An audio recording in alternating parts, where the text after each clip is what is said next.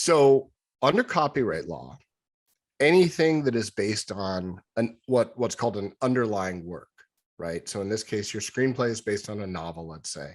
The novel is called the underlying work. The screenplay is by law a derivative work. Mm-hmm. And so derivative has its own meaning in copyright. It doesn't mean that what it does in critic circles where we say, oh, this work is so derivative. That's a different expression.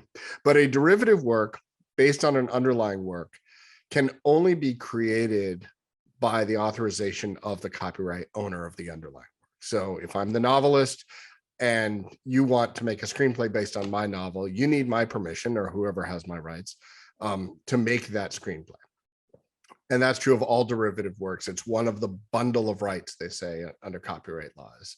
You have not just one set of, it's not just reproduction, you have a number of rights. And the right to prepare derivatives is one of them.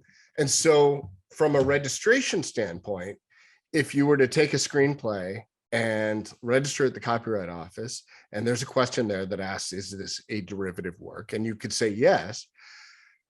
The Copyright Office will, in fact, issue a certificate based on that. What they won't know is whether you had permission to do that.